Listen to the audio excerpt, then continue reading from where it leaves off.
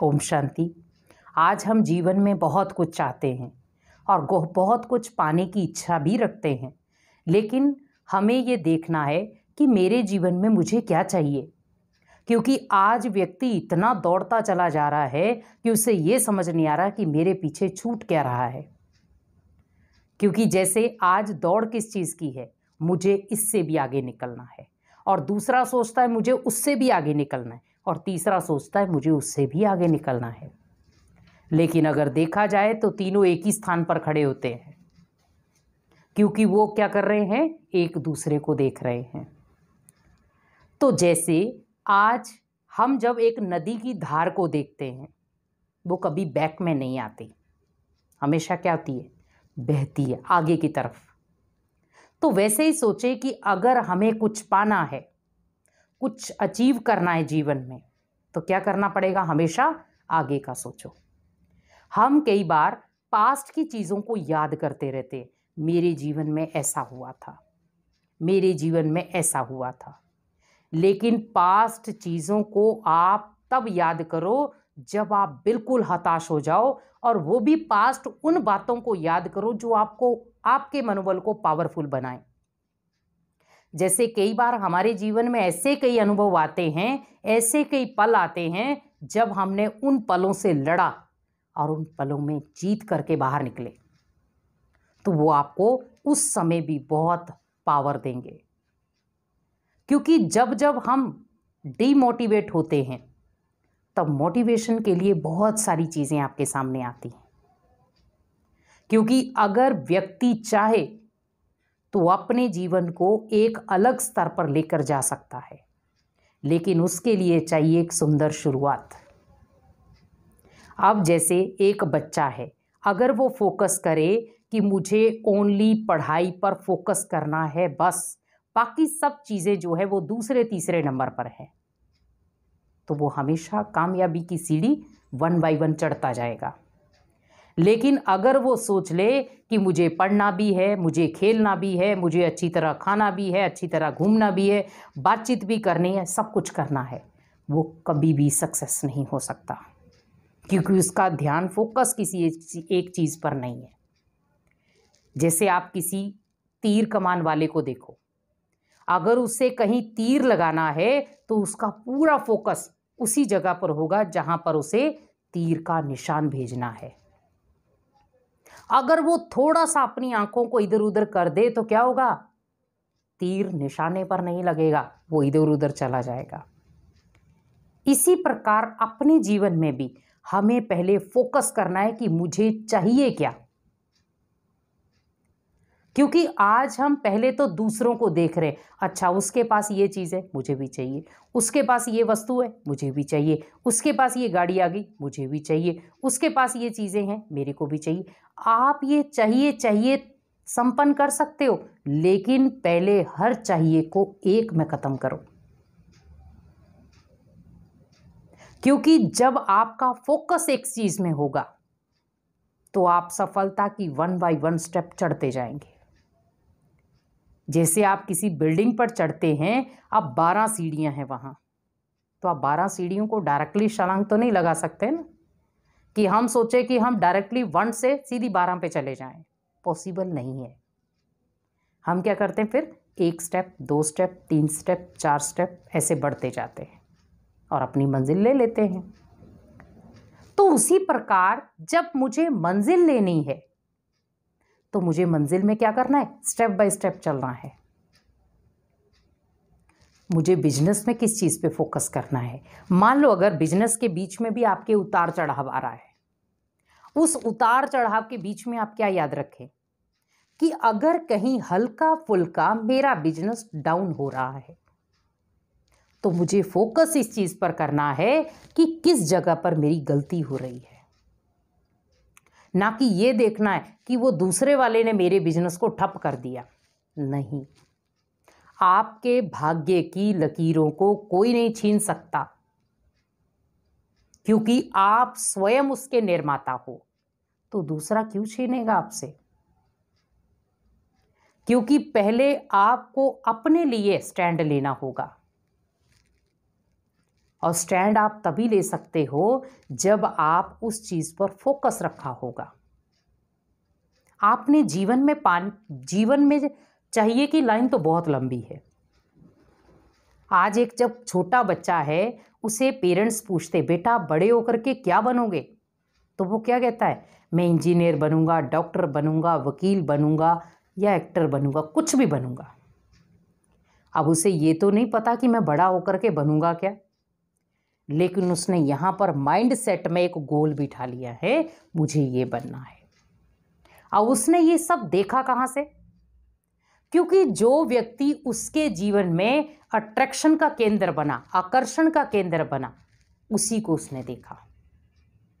मान लो कई बार हम देखते हैं डॉक्टरी ड्रेस बहुत अच्छी है, तो हम सोचते डॉक्टर बनना बहुत अच्छा है। फिर हम किसी इंजीनियर को देखते तो हम कहते हैं इंजीनियर बनना बहुत अच्छा है। किसी पुलिस की ड्रेस देखते हैं तो हम कहते हैं हमें ये बनना है। तो सोचो कि जब हमने अपने जीवन में एक गोल दिया होगा तो बनना भी आसान हो जाएगा।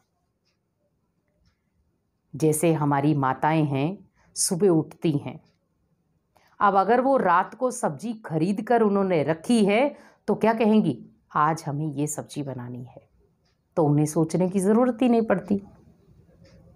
क्योंकि सोचने की ज़रूरत कहाँ पड़ती है, जब आपके सामने कोई चीज़ है ही नहीं, तब आपका फोकस जाता है कि कौन सी चीज़ बनाई जाए। अगर बच्चा है, अब बच्चे के सामने आप 10 किताबें खोल दो, पेपर इंग्लिश का है लेकिन किताबें आपने सारी खोल दी हैं, बच्चा फोकस नहीं कर सकता। और अगर उसके टेबल पे कोई किताब नहीं, ओनली उसकी जो पेपर देने वाली किताब इंग्लिश की है वही रखी है, तो वो अच्छे नंबरों से पास हो सकता है।